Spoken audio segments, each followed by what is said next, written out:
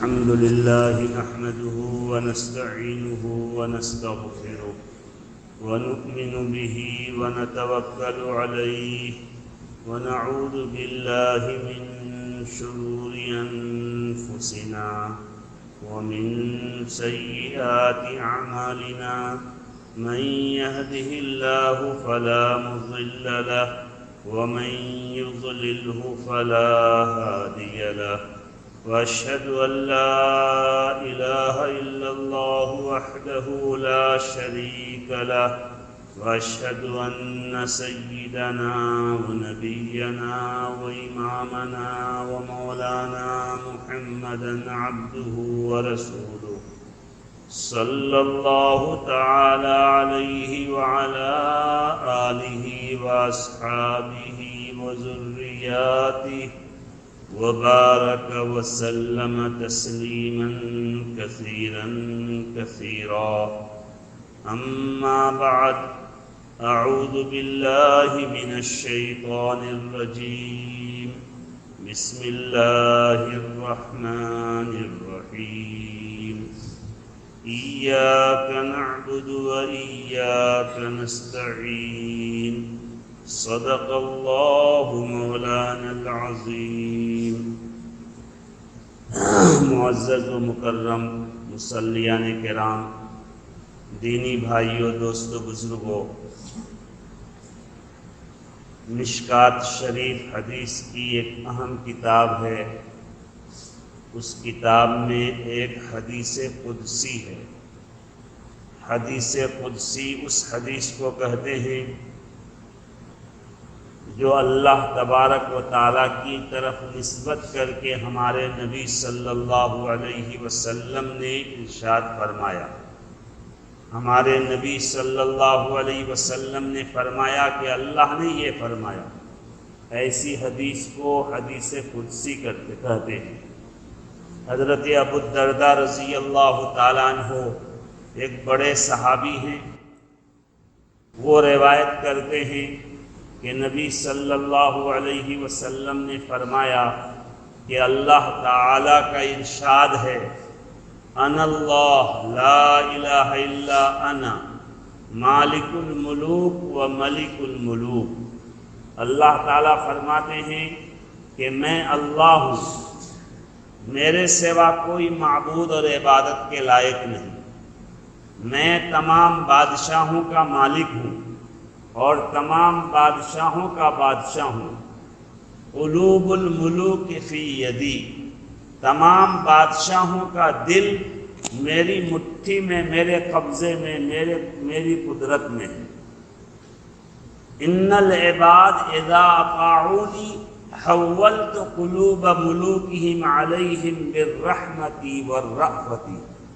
بندے جب میری فرما برداری کرتے ہیں، میری بات مان کر چلتے ہیں، میرا حکم مان کر زندگی گزارتے ہیں، تو ان کے بادشاہوں کے دل میں پبلک کی شفقت، مایا، محبت ڈال دیتا ہوں. وَإِنَّ الْعِبَادَ إِذَا عَصَوْنِي حَوَّلْتُ قُلُوبَ مُلُوكِهِمْ عَلَيْهِمْ بِالنِّقْمَةِ وَالسُّخْطَةِ. اور بندے جب میری نافرمانی کرتے ہیں، میرا حکم بجا نہیں لاتے، میرے حکم کے مطابق زندگی نہیں گزارتے، تو ان کے بادشاہوں کے دلوں میں نفرت پیدا کر دیتا ہوں، سختی پیدا کر دیتا ہوں. پبلک سے وہ نفرت کرنے لگتے ہیں، پبلک سے چڑھنے لگتے ہیں. فَسَامُوهُمْ سُوءَ الْعَذَابِ. اور وہ بادشاہ، وہ حکمراں پھر پبلک کو بہت دردناک سزا دیتے ہیں، بہت بری سزا اور برا عذاب کا مزہ چکھاتے ہیں. اللہ تبارک و تعالیٰ فرماتے ہیں کہ جب ایسے حالات ہو جائیں کہ حکمراں تمہارے خلاف ہو، حکمراں تم سے نفرت کرے، حکمراں کا بلڈوزر تمہارے لیے ہر وقت تیار رہے، ایسے حالات اگر آ جائیں، فَلَا تَشْغَلُوا أَنفُسَكُمْ بِالدُّعَاءِ عَلَى الْمُلُوكِ. تو اپنے آپ کو بادشاہوں کو بد دعا کرنے میں مشغول مت کرو کہ وہ بادشاہ بہت برا ہے، وہ سی ایم بہت برا ہے، فلاں ایس پی بہت برا ہے، فلاں حکمراں بہت خراب ہے، اس میں اپنا وقت اور سمے نشٹ مت کرو، برباد مت کرو۔ وَلَٰكِنِ اشْغَلُوا أَنفُسَكُمْ بِالذِّكْرِ وَالتَّضَرُّعِ كَيْ أَكْفِيَكُمْ، لیکن اپنے آپ کو مشغول کرو اللہ کو یاد کرنے میں، اللہ سے مدد مانگنے میں، گریہ زاری کرنے میں، اپنے گناہوں پر ندامت کے ساتھ توبہ کرنے میں اپنے آپ کو مشغول کر دو۔ اللہ فرماتے ہیں کہ میں تمہاری تمام کاموں کی کفایت کروں گا، میں تمہارا کام بنا دوں گا، کوئی تمہارا کچھ بگاڑ نہیں پائے گا، تمام بادشاہوں کو تمہارے مطابق کر دوں گا، حکمرانوں کے دلوں میں تمہاری محبت اور ہمدردی پیدا کر دوں گا، حکمرانوں کے دلوں میں انصاف پیدا کر دوں گا، لیکن شرط ہے کہ تم مجھے یاد کرو، میرے سامنے گریہ زاری کرو، میرے سامنے اپنے گناہوں پر توبہ کرو ندامت کے ساتھ، شرمندگی کے ساتھ، تو میں تمہارے لیے کافی ہو جاؤں گا، تمہیں کوئی پرواہ اور کوئی پریشانی کی بات نہیں ہوگی۔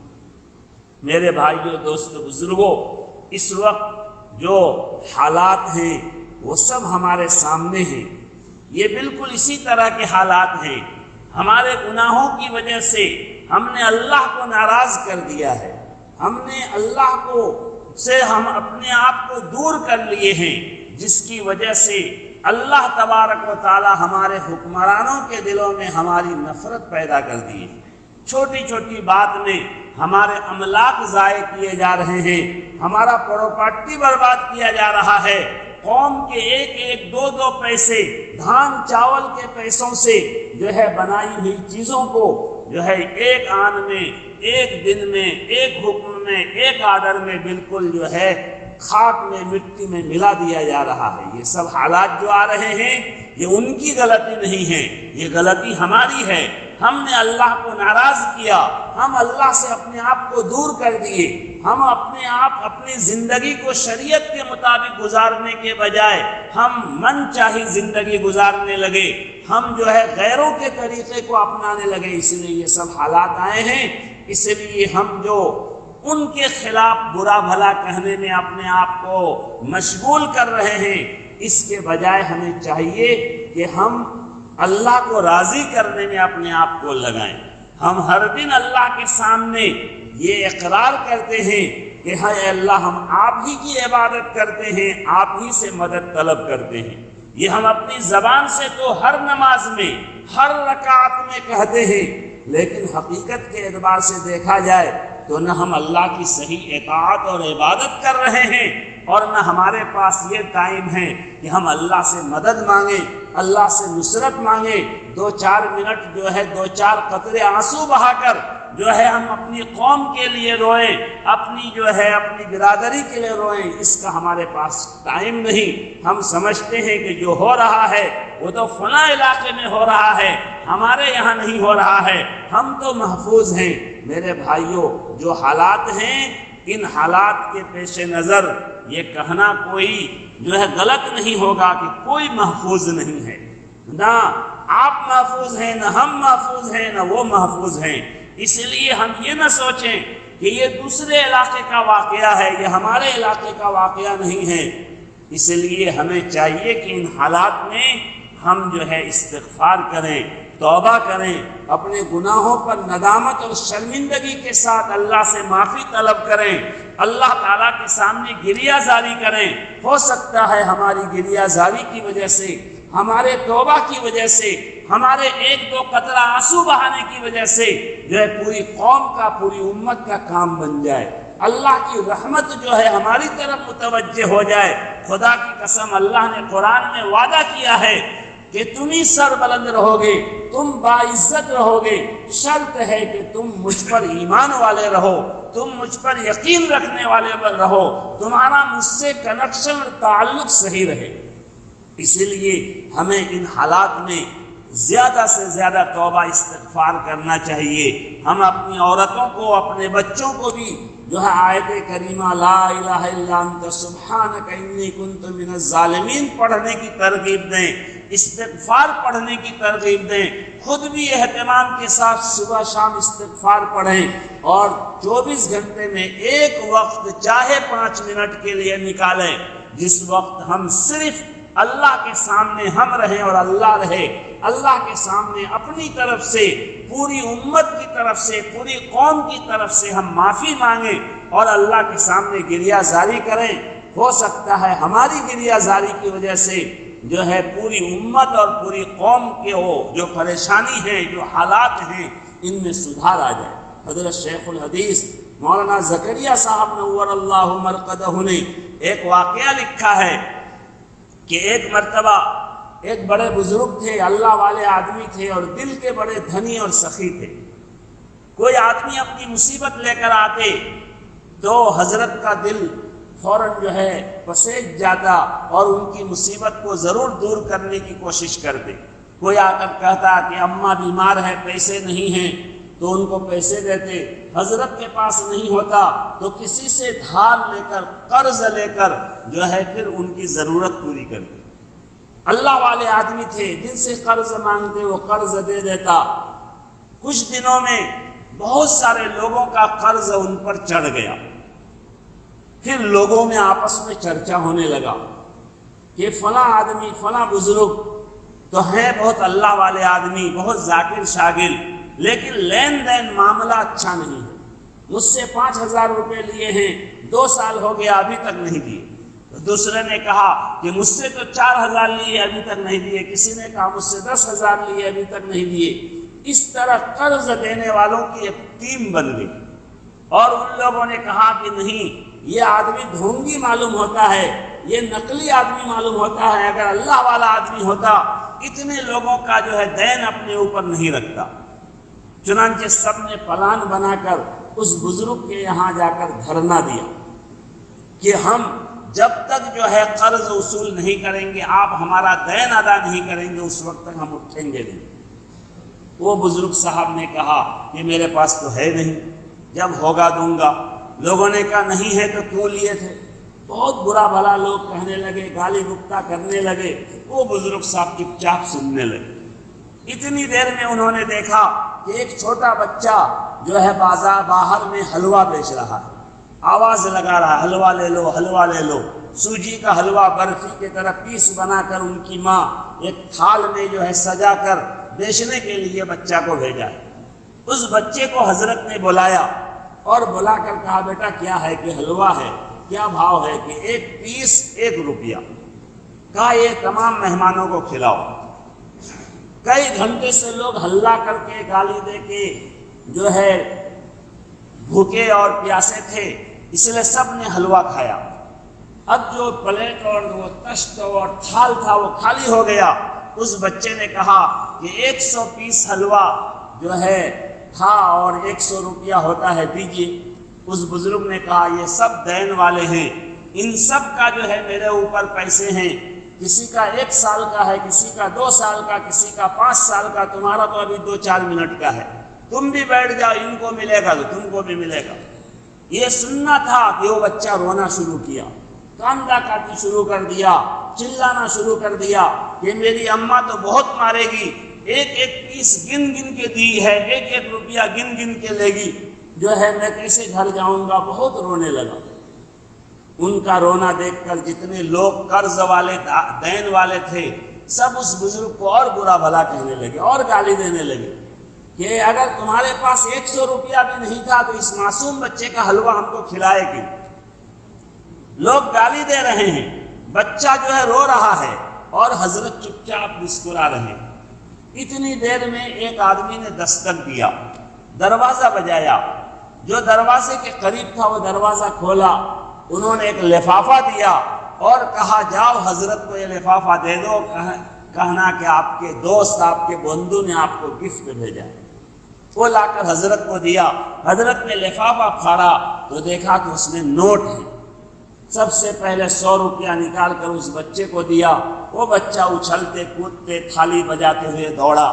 اس کے بعد ایک ایک آدمی سے معلوم کیا کتنا بھائی آپ کا قرض ہے۔ کسی نے کہا 5000، کسی نے کہا 3000، کسی نے کہا 2000، سب کو گن گن کے پیسے دی۔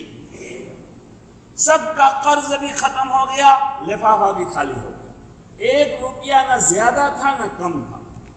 یہ منظر دیکھ کر سب کو یقین ہو گیا کہ یہ غیبی مدد آئی، غیبی پیسہ آیا، اللہ کی طرف سے قدرت سے جو ہے یہ پیسے آئے۔ اب لوگوں کو پیسے تو مل گئے، لیکن اب ڈر اور بھے لگنے لگا کہ ہائے اللہ، ہم نے تو اس بزرگ کو بہت گالی دیا، بہت برا بھلا کہا، پیسے تو مل گئے مگر حضرت کی بد دعا ہم کو لگ جائے گی، ہم تو تباہ ہو جائیں گے، برباد ہو جائیں گے۔ اس لیے سب لوگ آ کر حضرت کے سامنے معافی مانگنے لگے کہ ہم نے جو کچھ برا بھلا بات کو تھا کہا، ہم سب سے معافی مانگتے ہیں، آپ معاف کر دیجیے۔ حضرت نے فرمایا بھائی سب معاف۔ پھر ایک آدمی نے پوچھا کہ حضرت آخر کیا وجہ ہے؟ اللہ تعالیٰ نے یہ مدد، یقیناً آپ اللہ کے خاص بندے ہیں، اللہ کی طرف سے مدد آئی ہے، یہ تو ہم کو یقین ہے، لیکن یہ مدد 2-3 گھنٹے پہلے بھیج دیتے تو ہماری زبان منہ خراب نہیں ہوتا، آپ کو گالی سننا نہیں پڑتا۔ یہ 2-3 گھنٹہ پہلے اللہ نے یہ لفافہ کیوں نہیں بھیجا، ابھی کیوں بھیجا؟ تو اس حضرت نے فرمایا کہ بھائی سنو، تم لوگ گالی تو دے رہے تھے، برا بھلا تو کہہ رہے تھے، لیکن کوئی رو نہیں رہے تھے۔ اس بچے کا حلوہ میں نے اسی لیے خرید کے تم کو کھلایا تھا، میں سوچا ہو سکتا ہے یہ بچہ کاندہ کاٹی کرے، رونا دھونا کرے، تو ان کے رونے دھونے کی وجہ سے اللہ کی رحمت جوش میں آئے۔ چنانچہ یہی ہوا، اس بچے کے رونے دھونے کی وجہ سے اللہ کی رحمت جوش میں آئی، میرا کام بھی بن گیا، میرا قرضہ اور دین ادا ہو گیا، تمہارا دین اور قرض تم کو مل گیا، اس بچے کا کام بھی بن گیا، سب کا کام بن گیا۔ حضرت شیخ رحمت اللہ علیہ نے اس واقعہ کو لکھ کر فرمایا کہ کبھی کبھی ایک کے رونے کی وجہ سے سب کا کام بن جاتا ہے۔ اس لیے میرے بھائیوں، دوستو، بزرگوں، اس وقت جو ملک کے حالات ہیں، ہمارے آسام کے جو حالات ہیں، ان حالات میں ہم اگر جو ہے اپنے آپ کو نہیں سدھارے، اللہ سے اپنا ربط اور تعلق قائم نہیں کیے، ابھی بھی ہم نمازی نہیں بنے، ابھی بھی ہماری مسجدیں خالی رہی، ابھی بھی ہم توبہ استغفار نہیں کیے، تو اور کب کریں گے؟ جب ہم لٹ جائیں گے، پٹ جائیں گے، مٹ جائیں گے، پھر ہم جو ہے اللہ کی طرف رجوع کریں گے۔ اس لیے ہمیں چاہیے کہ ہم عزم کریں کہ انشاءاللہ 5 وقت کی نماز جماعت کے ساتھ پڑھنے کی ہر ممکن کوشش کریں گے۔ بھائی کریں گے؟ اور صبح شام کم سے کم 100 مرتبہ استغفار پڑھیں گے۔ بھائی پڑھیں گے؟